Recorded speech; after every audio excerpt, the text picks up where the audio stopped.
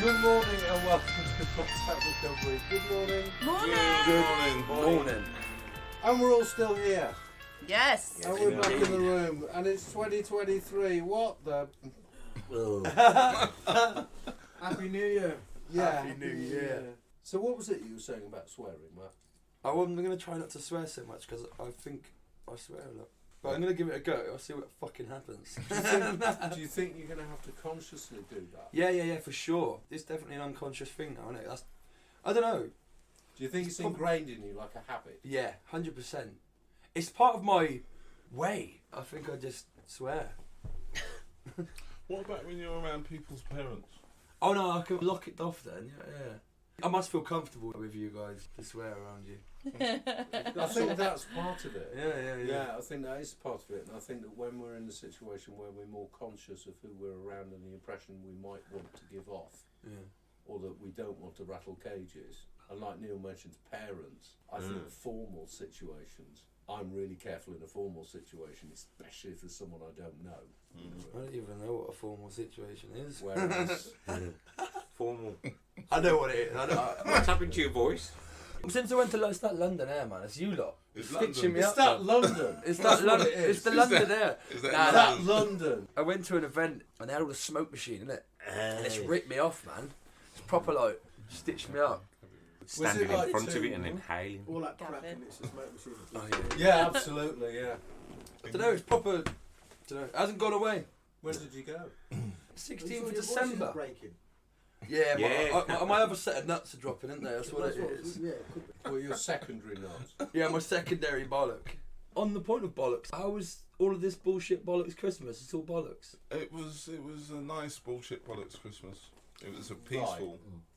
So your Christmas was a success now? It was peaceful. It was a totally different Christmas to what I'm normally used to at my family. It was really peaceful. Like, it was totally different because it was in a different house. So like, it was at my sister's.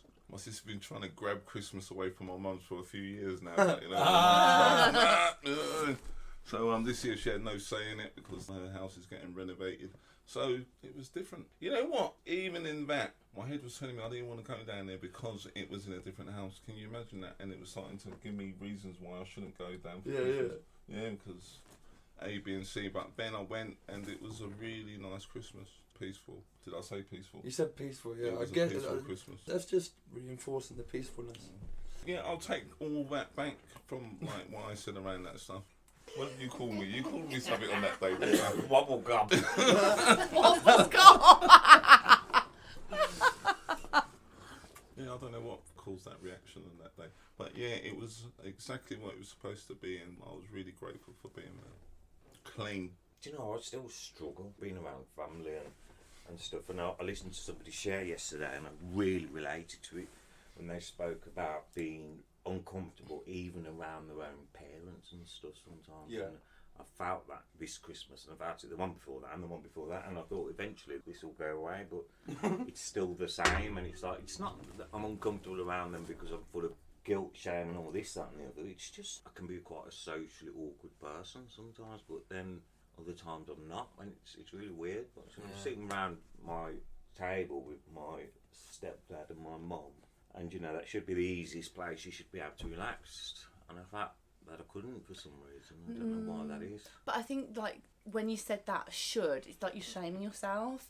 Like with the should, I should be able to, I should. But actually, why is this expectation that you have to get on with your parents and that you have to be a part of a new family? Because actually, no. And I think that it's a social thing that puts pressure on people. You should be doing this, you should have this. But actually, most people don't connect with their families.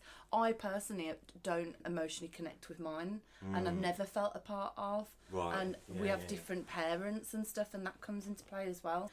I love my parents and I love my family, and I think actually for the first time this year, year 4 of being sober and clean, nearly, it was the first time that I actually did feel comfortable and allowed myself to be a part of and a fellow among fellows, because I'm accepting for them as they are a little bit more and not trying to change the situation.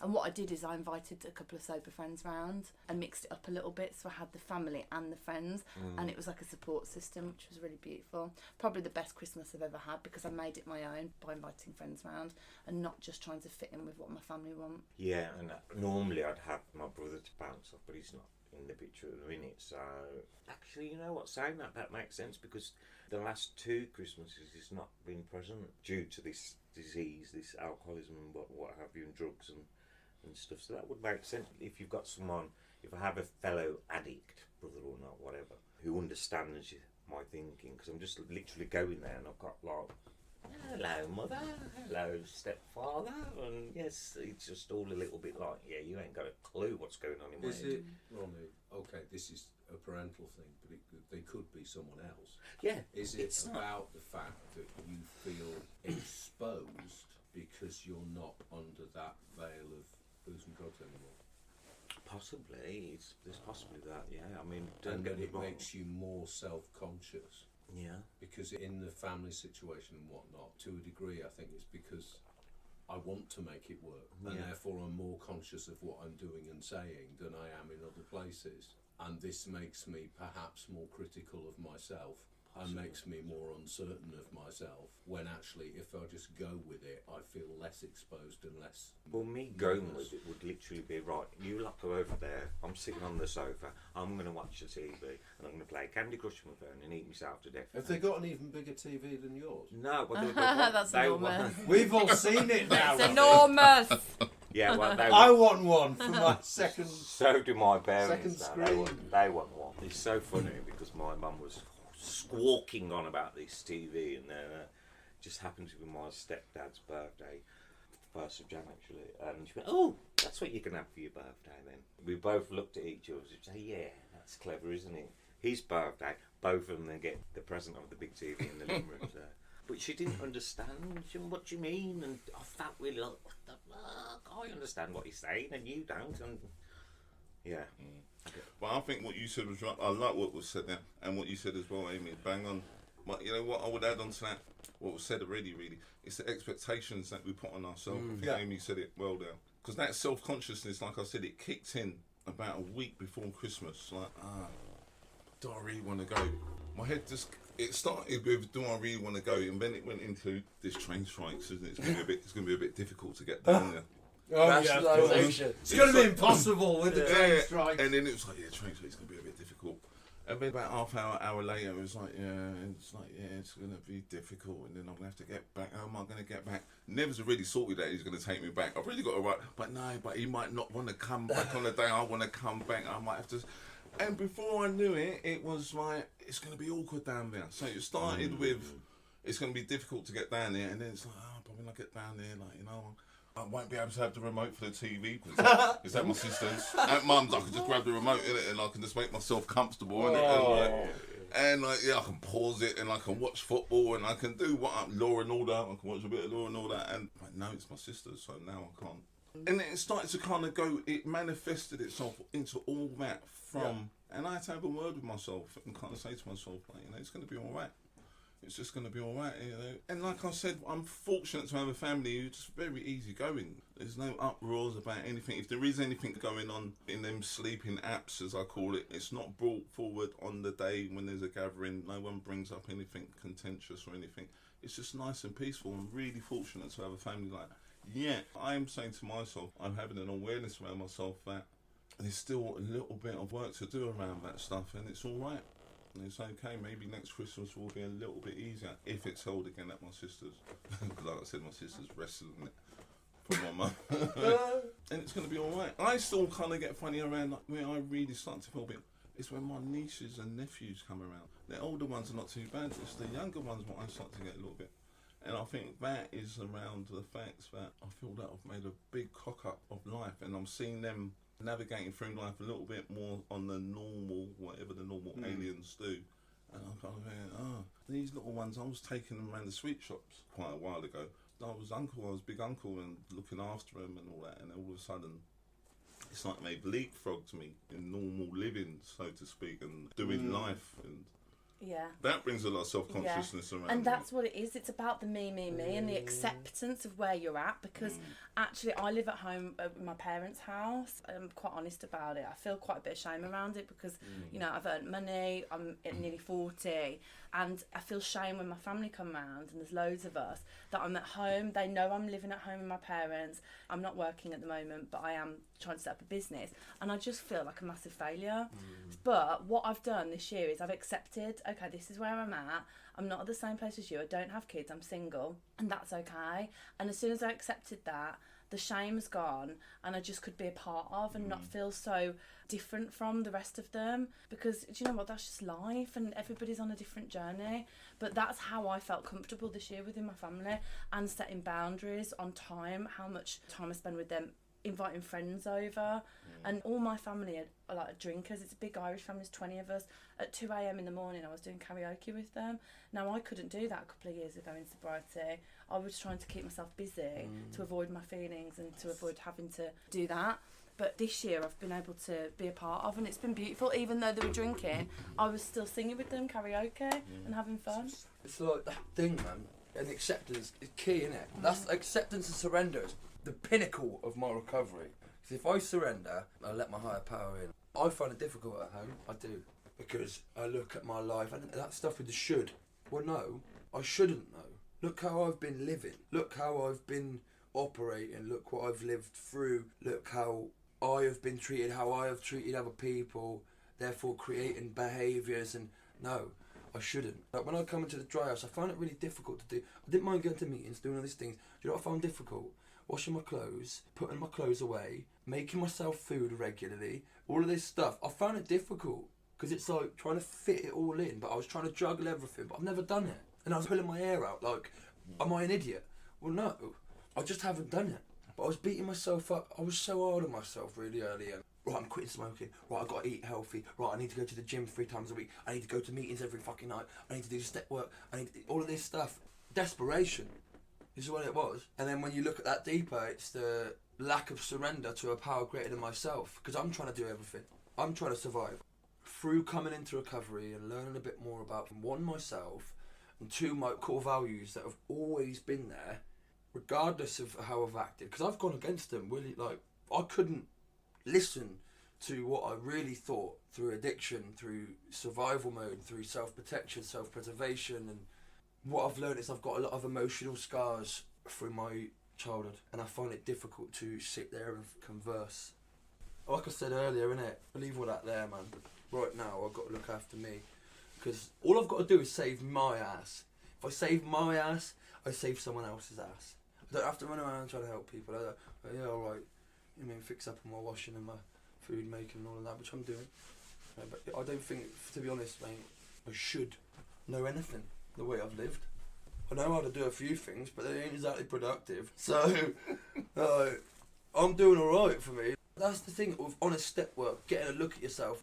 Gloves are off and having a look, and then you're like, nah, you're doing alright. You got your head on a pillow clean last night and you had some vegetables and some pasta, you know what I mean? You ain't doing too bad. Yes. Awareness equals acceptance. Definitely, man. Equals patience. And awareness equals ability to apply a program. I think awareness is key, because sometimes I can even sit there with myself and be like, alright, I'm doing that again. And then turn, and then choose. Or even if I get a thought that's like intrusive, I'm going to go, okay, cool, man. Thank you, I know you're there. I'm going to think about this. Instead of getting that intrusive thought and then just going straight down the rabbit hole and then fighting it and then trying to climb back out. Oh, that's my life. Straight out. I think there's a lot to be said about not only acceptance but also acceptance on where I'm at in any given situation. Because if I'm with my family, I'm with people that have known me a very, very long time. And therefore the lens is magnified in terms of what I accept about me and what I don't. Whereas when I'm with people I've only known for a couple of years, it's not quite as pressured because I don't subconsciously put the same pressure on myself. What I did the opposite of what you were describing, Neil. When I saw potential train strikes, I worked around it and I got everything finished here, so I was able to go day before comfortably, and I managed 5 days and 5 nights out in the stick. And thanks to my sister's indefatigable and unstoppable 6-year-old, with whom I played games that I was supposed to lose all day, I think it was on Christmas Day. The time just went zip, but I'm still conscious of that lens now. I'm more aware of that now than I was 5 years ago, but I'm just as conscious of it because I think I am more critical of me, and I think there is an element of I should have done this that comes out just when I'm there. And it's not a reflection on them at all, it's a reflection on the way I perceive myself. That's the one. And for me to get this levelling of the way I perceive myself, that has to be challenged, as it were, in any given situation, whether it's a working one, whether it's a domestic one, wherever I've been with it, because there are different levels of acceptance I have depending on where I am, which takes time to evolve. There's a safety in being in a meeting or being in here or being where I'm working. There's a degree of safety in that because I know that I don't have to hide certain things. Out in the world, I'm a bit more guarded because I do work with normies. And when I'm working with the earthlings, unless they're people that I trust very, very well, there are certain things I will not disclose. And my acceptance of any given situation does shift depending on how confident I am about what I'm doing, depending on who I'm doing it with, depending on whether it mirrors a situation that happened 20 years ago when I was pissed and I mishandled very, very badly. Because what I invariably find with situations like that is that they come up and I think, okay, I'm not going to screw it up like I did when happened, but then it's, well, what do I do if I don't screw it up? Because I don't know how to do it properly. Yeah. Control, innit? That I know what not to do now. I know what not to do in just about any situation you could throw at me. I'd had decades of doing it wrong before I came into recovery. And yet, when it comes to doing it right, I was saying to Ronnie while we were making the coffee, I think I qualify as a toddler now because I'm coming up for 6 years. Come on, lad. Come on. That makes me a toddler, but that's the reality of it. I go into these situations and I know, okay, I'm not going to do this, I'm not going to say that because I know what the result of that is, but I actually don't know what the right thing to do is, and I have to sometimes let it happen so that I can understand, or I have to try something different. More responsive rather than reactive. Yeah, and we've said it many times before in this room, being proactive rather than reactive, and definitely to respond rather than react, because it's when I react that things go haywire. Yeah, I did that last night. It's not always great. And do you know what? Yeah, I reacted. and you know, I'm learning. I don't always respond the way that I wish to. And it's all learning. Like you said, you see yourself as a toddler. Well, I'm still a baby then because I'm 4 years this month. Oh, yeah. I'm 18 months this week. Oh, yeah. Go on. Come on, brother. So, you know, it's just all learning, isn't it? I think you just said it though, didn't you? You just said again that word should, you know, the way we should behave and stuff. And I think expectations is massive on me at the minute. And I've come to realise recently that my expectations are way over the top from myself, and everything that's going on in my life at the minute, I'm looking at myself, like you just said, you're looking at your nephews and nieces and stuff, you know, they've got jobs, they've got this, that and the other, they've got a life going on for them, and then there comes the sobriety time hanging over your head. Well, if you're that clean, then you should be at this point, and it's just a lot of expectations, isn't it? And I think it's good, it's a good topic that we're talking about, you know, accepting where we're at and lowering our expectations of ourselves, ramping up the meetings, which I have done. Found a great help. I think high expectations are not a bad thing. That's my truth. As long as you can deal with the not meeting them. If I've got high expectations of myself, but I'm learning to be kind of myself, because if I've got high expectations of myself and I drive towards that, I will get higher than what I think of myself. As long as acceptance. If I can accept not meeting them expectations when I want to, then I'm all right. You can have high expectations so long as they're not unrealistic. Yeah. And so long as they're not on other people. Yeah, 100%. Do you know what I find really, really nice? Is when you're in, mate, I was in so much pain these past 18 months. But then when you get through it, then it goes, then you get through it, then it comes, then it goes, and it comes, and you're like, it's fucking working, mate. You know, it's working for once in my life. It's a nice feeling, man, like that hopelessness is like, you just feel the pain now. It's not like endless, hopeless, terror, despair. It's like, okay, this is going to be gone in a couple of days, in a week or so. I'm not going to feel suicidal anymore. Do you know what I mean? Then it goes. Yeah, but you know that wisdom to know the different stuff we were talking about there, and Rich talks about like the categories. So like the family stuff, Well, you say Richard, it's magnified more. They know you better. They know your little. And I've been there since the day I was born. Yeah, so of course it's magnified. It's magnified in the little ticks, the little twerks. It's magnified by what they know, and also by what they don't know from when I absented myself. All that kind of stuff. Do they really know you though? Yeah, especially in the break we grow through this program. I've noticed that they're like, my mum's like, you should do that. And I'm like, yeah, what's smoking crack then, mate? You know what I mean? Why do you they say have that, the Kai? perception that they know you best. Yeah. Why do you say that, Kai? Whether they do or not. Well, if I look at it from my perspective, I started using when I was young, and then I spent the majority of my adult life, teenage life using. So I wasn't really the person that they saw. But now that I've given all of that up, they don't really know the me. Yeah. And they never really understood the me even back then, which is partly I had a part to play in that. All I can say to all of this is happy new year, because I've been afforded like the blessing of not having any sort of family get-togethers for the last whatever. But then I think to myself, if I turn up now, do they actually really know me anymore? But do you allow them to know you? Do you? Well, at the moment, they're quite happy to have no contact, so I can't force contact upon them. You know, I've reached out and it's come up as a no. So I'll let that happen, because it's not my, what's the word I'm looking for now? Decision. Yeah, it's not up to me whether I want contact or not, because, you know, it's the way it is. But sometimes I think, like, will they actually know me anymore? Because I don't think they really do know me. I don't think they really understood me from a long time ago. I accept not having been understood. Yeah. And I also accept that there may be parts of me that my nearest and dearest will never understand, because I don't understand for whatever reason. But so long as I allow them to see me now, then at least they've got something to work with, as opposed to what I did before. Yeah. And while it may never reach what we think is a resolution, because we're getting back to expectations again, you know, it's not going to be tidily resolved. But while we're never going to reach a resolution, we can reach a way of being that we didn't have before when I was drinking. Yeah. Also, there's a question of where your family's focus is. I mean, you're not having any contact at all. My family's focus is in one particular direction at the moment, and it's certainly not on me. Yeah. And how on earth this has happened mystifies me. I'm the centre of the universe. No, I'm not the centre of the universe. I just sometimes think I am.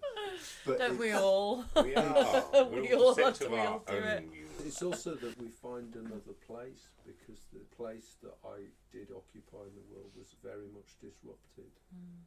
And it was quite some time ago that my place in society and amongst everyone I knew was severely disrupted because of something that happened work-wise. And knowing that I won't go back to that, and that I don't need to go back to that, and that it wouldn't do me any good to go back to that, and just accepting where I'm at right now means that I can find a way forward with my family, with anyone else from way back when, without focusing too much on what happened 10 years ago or what happened 20 years ago.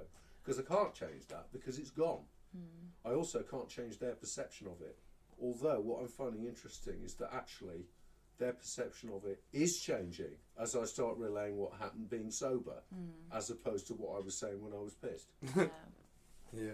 Because how can I expect to be taken seriously pissed when I've been pissed for 20 years? Yeah. It's absurd, isn't it? Yeah. Because, of course, someone who's sober is more likely to be believed than someone who's drunk. And this programme, it's changed me. That old me versus the new me. Like you said, you don't have contact with your family, Kai. So I haven't spoken to my dad for nearly 5 years now. He only knows the version that existed as the old me. So he's expecting, if I ever get in touch again, for that Amy to come into place. But I'm not that Amy anymore. You know, I'm not that person. And I say Amy as a third person because I never say that, because I see myself as a third person. That is not me today. And he could easily reject me and not want to speak to me, and that's okay. It's that acceptance of that rejection and stuff. I mean, I have come to an acceptance around it. I'm not going to say it doesn't bother me. Of course it bothers me not seeing my children. But I can't let it get to me. Because then, you know, I'm not moving forward. I can only do what I can do. But now I just need to, like Matty was saying, I need to concentrate on myself. Yeah. And just to touch on what, like, Ronnie was saying, that expectation they have on you. It's like, well, you're almost a year clean. You should be looking better. Yeah. You should be doing this. You should be da-da-da. You should be doing... I've had that a lot. But this time around, because I've not had that contact. Because when you're piled with this expectation, especially in a cultural sense as well, you know, where it's like, you know, but Asian families have this high expectation. It's especially with their firstborn. So it's like, you're this, you're the role model, and it's just like constantly piled on. Even when I'm in active addiction, it's constantly piled on. Even when I'm trying to get clean and they know I'm trying to get clean, they're still like, well, you're 6 months, you should be doing that. There's also a heavy emphasis socially on disappointment, isn't there? There is. When the firstborn doesn't do this, and this isn't exclusive to any particular ethnic group. No, because my dad's the I think same. the idea with the oldest is that if they don't meet those expectations, they become a disappointment, even though it's never said. Sometimes it might be said, it might not be said. For me, I think it's more that I impose that upon myself because I don't think that actually came from my family. But from where you're coming from, Carl, definitely came from my family. I think it came from yours. Yeah. And that's why it's I'm kind of like being disowned. It's all right though. It's okay. Because in one respect, I mean, I don't really have any sort of emotional attachment with my family, which is kind of hard to say. Even with my children, I've never really. But then I've never learnt how to have an emotional sort of relationship. So I miss them and I know that I love them, but I can't really say I know how it feels. I think what I feel more than anything is just missing them, which is a shame sometimes. And that kind of like. Is it also not being quite sure what you're missing? Yeah. I think it's actually really important that people hear this, because I wouldn't want anyone out there getting the idea that you go to rehab, you sober up, everything's a pink fluffy fucking cloud, you go back to your family and everything's peachy, because actually it isn't. Life on life's terms. And it isn't, full stop. And whatever I go out and do there, however spiritual I am out there, some people are always going to be wankers, and I've got to put up with that and I've got to live with that. And actually going back to the family unit does not mean it's all going to be peace and harmony. It can be quite the opposite for people. And also it can be what you're going through, which is total disconnection. And this does happen. And it puts us in a particular position. And it's a position that people need to hear. Because, okay, you know you're missing them, but you don't quite know how and... Well, I don't, because I've never experienced love in that kind of like parent-child relationship. So I tried my best, and that's all I could do even at that time. But really and truly, if I think about it, I didn't have that emotional connection because I didn't know how to make one. And now that I know I'm missing them, you're right, I don't know what it is that I'm missing, because I don't think I've really experienced it. So people can think sometimes, oh, you're a bit cold, but it's not that I'm cold. Yeah, no. But it's just that this is how it's always been. I've had to learn most of what I know emotionally through my own experience, and most of that experience was not a good one. Yeah. And if you don't know, you don't know. Yeah. I do believe that, like, there's too much emphasis put on addicts sometimes, because we are humans. All right, we are addicts, yeah, but as a human, we learn through example, we learn through action, you know. Everyone learns in different ways, and if you don't know, you do not know. And it's like you learn through experience. So for me as well, it says on one of the readings, it says we have an inability to deal with life on life's terms. Yes, right? Do you know why? Not because I'm an addict, because I've had it definitely comes into play, but because I've had a really mental life. And them feelings that arise that I am trying to run away from are really, really scary, because first time I had them feelings, they weren't your average anger and this. It was horrible. And them emotional experiences that I had to regulate at such a young age, the only way I knew how to do that was through substance, any substance, trying to kill myself or fighting. Some sort of, that was my three go-tos all my life. Talk about dysfunctional. If I'm honest with you, I don't know nothing about emotions until I come into recovery this time. I haven't known anything because no one's ever taught me. I've been told, are you a man or a mouse if you're crying? Or very emotionally, what's the word? Inept. Inept, yeah. Emotionally inept, emotionally immature, emotionally disconnected. They used to ask me, That was how are you feeling today? And I used to be like, I know I'm feeling, but I don't know what it's called. And I remember right at the beginning of being in the treatment centre, I don't even recall having feelings. So I was trying to cry. Yeah. I remember I used to say, I ain't scared of nothing, right? I was out there, but I was so disconnected. I was so disconnected from myself. I was so disconnected from... But I wasn't scared until I get clean. And I'm like, what's going on here? When I'm out there, bruv, I ain't that scared, yeah? Like, I wanted to die anyway, so it was kind of like, do me a favour. Yeah. But I can use my addiction to my strength today, looking at that stuff and going, look what I pushed through. Look what I pushed through. And I was scared sometimes, yeah, you know, but I look at today and I'm like, none of this is even real. That was so real. What Keep I pushing. get from all this, I'm certainly looking back for me now is that I didn't actually live in the real world. No. I lived in a parody of the real world. Yeah, where what I was thought the world was. What I thought it was and how I thought I was supposed to behave, and I kept screwing up. And I didn't have any kind of sensible strategy for dealing with other people. And then getting clean and sober, suddenly I'm presented with all this stuff that I don't know how to deal with, and suddenly I've landed and I'm actually on the planet. And it's really scary taking those step by step movements. And the way that I find that way is to find other alcoholics for me, because I had to tread in their footsteps, because I spent so long not really being in the real world. It was like I was a version of myself in an alternative reality, where I was constantly trying to force the issue, and no wonder everything went wrong. Whereas now I'm very much grounded around real people, and what for me was most frightening was those first steps, and the fact that that feeling can come back 3 years after the beginning, going into a new situation. Again, it's about being consistent over time. But you can deal with them a lot easier. And the reality is, Matt, you've just been through quite a tricky period, but the fact is you're still here and you're still clean. Yeah. A testament to my higher power and progress. That's exactly it. We only get that if we stick at it. Yeah. And we only learn how to deal with things if we stick at it. It is crazy though, isn't it? I mean, this world is, like what Matt was saying earlier just now, sorry, about, is this the real world? It's crazy, isn't it? I'm the same. It's like, this world is so nice. But this is the real one. What you had before wasn't. No, but that's what I mean. It's like, it's a nice real world, and yeah, we're not on a pink fluffy cloud, but it's definitely a lot easier to deal with problems than it was. Would anyone else be really paranoid if it was all a pink fluffy cloud? Yeah, come I on, would. man. Hey, do you know what? It wouldn't be real. Yeah. It's not human. No, but I'd be nature. convinced that there was someone plotting. Or that It's all this gonna was go all wrong. A simulation. What's So that actually I was lying unconscious What is in a this skip somewhere pink- in Yarmouth. Pink fluffy cloud I think it's surely Candyflower. just means you're in a place. I like the pink fluffy cloud. You're just in a place that isn't about to kill you, knife you. You was nearly dead before. You wanted to die. You had all the worst feelings in the world.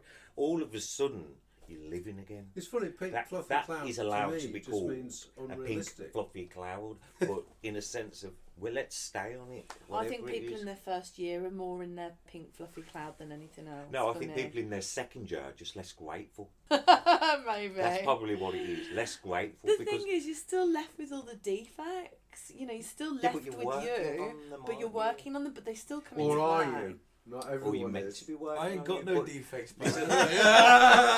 What's that other thing they say? Your worst day in recovery is 10 times better than your best day when you was fucking Yeah, using. yeah, You know, absolutely. it's, if a grateful recovering alcoholic need never drink again, Yeah. and it's all about gratitude. Go man. on, Ronnie. Where was you? Tell We them, are brother. on a pink fluffy cloud and we are staying on it. And if you want to get off it, get off it. I practice gratitude. I write Thinking on Awakening, you know, with my sponsor every morning. I've got a different sponsor and a different fellowship now. But my anger and my reactiveness, like, it still needs to be worked on because it still keeps coming back. Yeah, but you're a baby though. Oh, it's Like- just like we said. frustrating. I This guess I isn't feel this shame where- around it. Isn't this where expectations comes reactive. back in? You're expecting to be this. You've come a million miles from where you was, But I'm still aggressive. but it's okay. That's a learning process. Like It's a you say, learning you put the drugs process. down, you're almost born again. It's a minefield. Having to deal with people, having to like learn to trust people, learn to know who's actually you can be friends with and who not. All these things that it's people brand around- new life. Well, isn't like, it? while we were flat out doing Yeah. what we're doing and just being. Learning that everyone's going to stitch you up. Your mates are Can't definitely going to trust- stitch you Can't up. trust nobody. Yeah. He's gonna rob me. He's gonna rob me. So I'm gonna rob him first. Yeah. Straight up. Straight up. Or you'll be like, yo. Absolutely, get in there first. Yeah, when you ring him up as well. When you ring him up, he's like, yo, can you tick, bro? He's like, nah. Can you tick? He's like, nah, no strap, bro. I remember lawnmowers and all sorts of strimmers. I used to trade for a grand. Fucking have the strimmer. I've got some Ray-Bans up there. Have them and all, just please. And we thought, You know, can you tip me? No. You're walking past and you see a lawnmower. Look, I've got a lawnmower. Take it off the front garden there and then and just leg it. Dashing it down the Oh road. man, I've done stuff like You that. see, I think now it comes back round to why I had that little outburst around like it's all a lie. Well, I'm not going to get into that too much. Go on, you can't. No, because I'm hearing everybody and it's all making perfect sense. But yet, you know, like this time of year, what we're in and just gone through, is that loads of expectations around stuff, around kind of wanting things to be a certain way, or hoping it's going to be a certain way, or thinking like, I should be somewhere where I'm not there yet, and having patience with myself around that stuff, and having patience with the fact that, okay, I'm going to see or spend time with whatever family members it's going to be, and like saying, oh, well, this one's like that and that one's like, well, I'm going to have patience around that. But then like allowing that patience to come around myself, and putting up healthy boundaries. There's so many different kind of navigations to be done. But then like in the midst of all that stuff, people's kind of touching on the world and fluffy, there's still this social, what's the right word to kind of put it? There's this social kind of way that the world's kind of expecting. Society views. Society, that's it. Society, it's got to be like this and it's got to be like that. And I think like it messes with the moral compass on a personal level. It messes with it because that's bombarded upon us. And it's about allowing that stuff just to let that stuff be over there. Yeah, let that be over there. It's none of my business. That stuff is none of my business. Where I am right now here is my business, and we talk about being present, don't we? And learning that, I have to be patient. When my head was telling me a week before Christmas, travelling is going to be a bit difficult, isn't it? And then ending up an hour later with, I don't need to be there because my sister who's not going to do anything, will be, I won't be able to watch what I want on TV. The audacity, man. The audacity. I don't even watch TV, but yeah, I'm thinking about this is going to be the issue why I should not be. It's crazy. So bring it back right into this kind of this self stuff. And there's more work to be done, and I'm so grateful that I can just see it. Third person you're talking about. I'm so grateful that I can take myself out of that equation now and look at it from like a viewpoint and kind of say it's all right. It's okay today. Yeah. The world is what it is today, and that's okay. I've been watching The Crown. Has anybody watched The Crown? God, no. Warrior Nun. That's what you should be watching. Oh my gosh, what a programme. Warrior Nun, not The Crown. The Handmaid's Tale. No, The Crown. How long did it take you to watch the first series? What, The Crown? Yeah.